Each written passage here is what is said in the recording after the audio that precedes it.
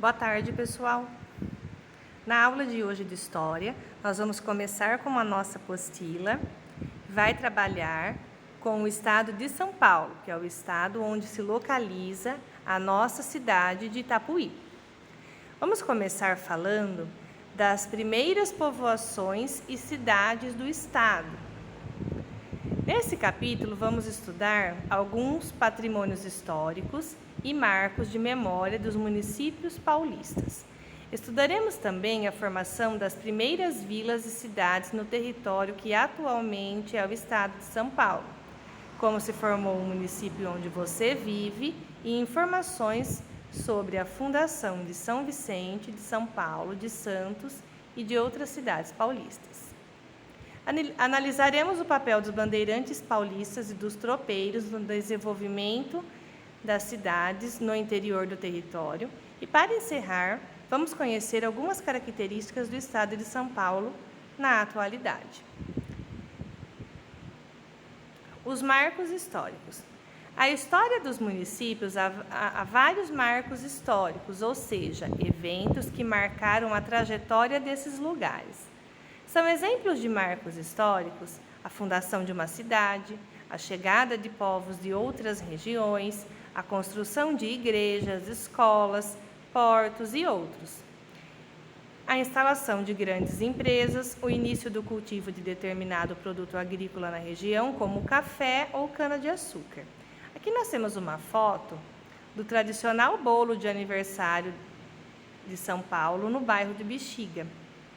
Agora nós vamos falar um pouco, pessoal, a respeito do nosso município, que é um dos municípios localizados no estado de São Paulo. Então, aqui nós temos duas perguntinhas. Qual é a data da fundação do município onde você mora? E se nessa data, normalmente ocorre alguma comemoração especial.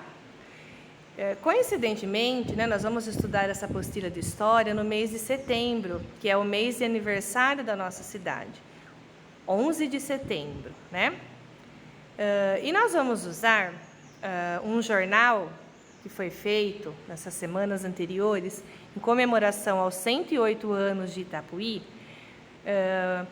como fonte de pesquisa para essas atividades, tá? Então, nós temos duas perguntas aqui na roda de conversa, mais duas da pesquisa que você pode estar respondendo no caderno, tá? Quais são os marcos históricos do município onde você vive e por que esses acontecimentos são considerados importantes? Então, eu tenho aqui alguns textos que foram retirados desse jornal que foi feito em comemoração aos 108 anos da cidade de Itapuí, também anteriormente chamada Cidade Bica de Pedra. Então, para não ficar aquela leitura cansativa, nós vamos falar mais ou menos um pouquinho sobre a história da nossa cidade. Itapuí é um município do estado de São Paulo que tem 14.992 habitantes, tá?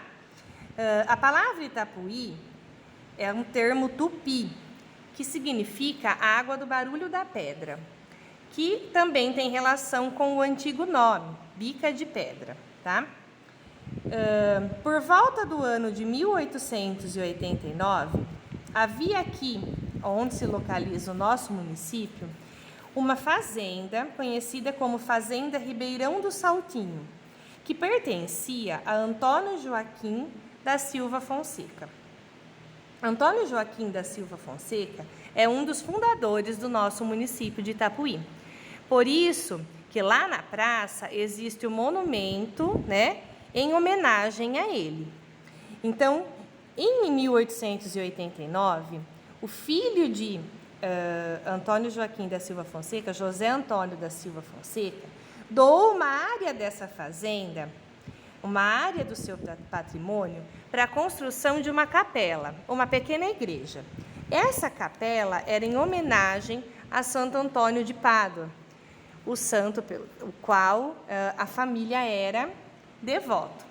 A partir da construção da capela de Santo Antônio, foram construídas ao redor casas, E cada vez mais pessoas foram vindo, pequenas mercearias, né, comércio para atender as pessoas do local. E cerca de 5 anos depois dessa doação, feita em 1889, essa região da fazenda Ribeirão do Saltinho desmembrou-se do município de Jaú, no ano, né, de 1913, quando foi elevado realmente à cidade, tá? Se você pesquisar o ano de fundação da nossa cidade, provavelmente você vai encontrar essa data, 1913, tá? Com o passar do tempo, né, essa pequena vila, né, Bica de Pedra, foi se tornando maior. Novas casas foram construídas, né? Mais pessoas vieram para morar aqui, tá? E com o passar do tempo, foi ficando cada vez maior e mais povoada, tá? Em 1939, ocorreu a mudança de nome de Bica de Pedra para Itapuí, ok, pessoal? E depois, no ano de 1945, foi desmembrado da nossa região também o distrito de Floresta, né, que a partir de 1959 passou a se chamar Boracéia. Aqui nós temos uma foto vista de cima da nossa cidade, que um dos principais pontos turísticos é a Praça da Matriz, como a gente pode observar aqui, né, chama bastante atenção na vista do alto da cidade. E a antiga capela de Santo Antônio de Pádua deu lugar à Igreja da Matriz, Santo Antônio de Pádua. Aqui nós temos outro pequeno texto que você pode estar usando para adquirir informações sobre a história da cidade. E aqui na página 6 da apostila de história vai falar os lugares de memória, os monumentos históricos que existem nas cidades. E aqui nós temos um monumento, né, na cidade de Caraguatatuba, para a gente entender que monumentos são construídos para homenagear pessoas, né, ou lugares. Aqui nós temos na atividade uma pesquisa em grupo, porém nós vamos fazer de maneira individual, né, devido à pandemia, a respeito de lugares que a gente considera que representam ou preservam a memória ou a história do município onde nós vivemos, de Itapuí. E aqui nós temos, então, outra matéria retirada desse jornal, mostrando o monumento histórico que homenageia Antônio Joaquim da Silva Fonseca, que era o dono da fazenda Ribeirão do Saltinho em 1899, que fez uma doação de terra para a construção da pequena capela a Santo Antônio de Pádua. A partir da construção dessa capela, né, as pessoas foram vindo para cá, construindo novas casas, surgiram novos comércios, né? Se tornou vila, depois cidade, Bica de Pedra, até a mudança de nome de Bica de Pedra para Itapuí. Leia o texto que trata da mudança de nome de algumas ruas da cidade de São Paulo após a proclamação da República. Após a proclamação da República em 1889, algumas ruas do centro tiveram seus nomes alterados por questões políticas. Tudo que lembrava o Império deixou de existir. A Rua da Imperatriz passou a se chamar 15 de Novembro, a Rua do Príncipe virou Quintino Bocaiúva e a da Princesa, Benjamin Constante, todos nomes republicanos. De acordo com o texto, por que os nomes das ruas foram alterados?